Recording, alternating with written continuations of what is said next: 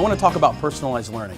One of the biggest issues we have in education today is not knowing where we want to go. It's not knowing the sense of urgency to get there. It's how do we do it. Our learners today are using mobility and technology ubiquitously, constantly, in tiny bits, all spread out. Most of them are online. Also, authority has shifted. I think this is really huge. No longer do we look for information to come from one source or look for information to come from one informer. We're really looking at the authority of knowledge to really, has really shifted. Also, the participants have shifted in terms of the digital revolution, including these stats showing upward, where we tend to always think about learners at the young age as really using technology and it's ingrained in them. We're also seeing interesting average social networking user ages that are a lot higher than they have been and continue to move upward. So the learner is always learning and using technology. Students live in a world of unprecedented personalization. Personalization is hitting us with everything that we do. Entertainment, communications, information, not necessarily in education yet. So how do we provide an amazing learning experience for our kids is really what we're focused on. 95% of kindergartners are enthusiastic about school. This is a painful stat. But only 37% of our students are enthusiastic by grade 9. We've beat the enthusiasm out of our children. We've been successful at doing that, and not by intention, but by design. And only 44% of students believe they have a voice in decision making about their education. And this, my friends, I will argue is the biggest potential change agent we have. It's the non-cognitive elements of education.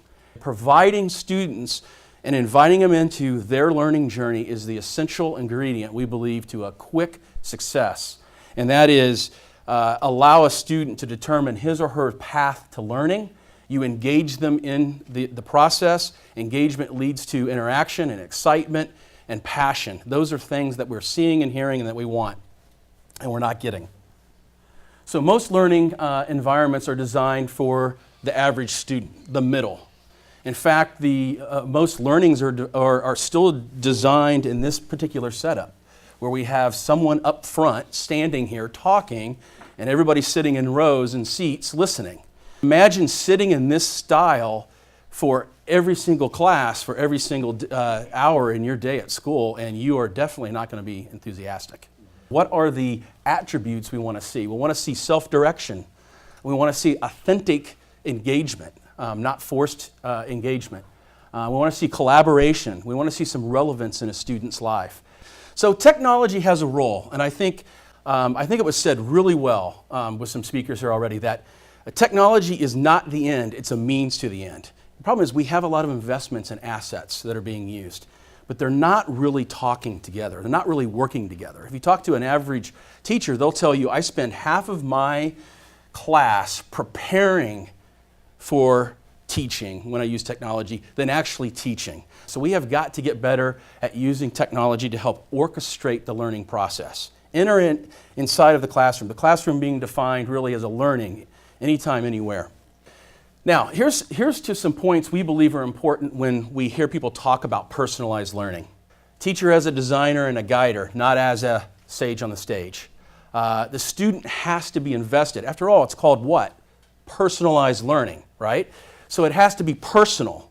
And it has to be technology enriched, or it can be technology enriched, so technology can help with that. The story of Hall County, I think, is really powerful, is that they had the resources to make investments in technology.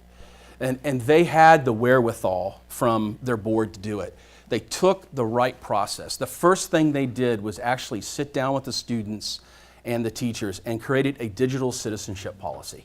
What do we want to do with digital technology? The second step they did was they actually built capacity for instruction using these technologies. So instead of taking technology and handing it to the teacher and saying, good luck, or have fun, or look what we've got for you now, what they did is they actually built capacity. They understood that teachers could take a standard course and they could actually build their personalized needs for their students and deliver that experience. The last element in the equation was determining what is the access strategy. What type of technology do we want to give to our students? And they ended up with a hybrid environment. They ended up with tablets for K through 3. They ended up for tablets with keyboards for middle school. They ended up with some Chromebooks. They ended up with some Windows laptops. They have some iPads. They have a hybrid environment that's built and directed around the instruction. And that's the key. They've defined their definition of personalized learning. If you ask any teacher in the district, they will tell you, here is what we're doing at Hall County, and this is what we believe. Blended learning is the means to the end. The end is personalized learning. And none of that is determined by technology. It's enhanced by technology.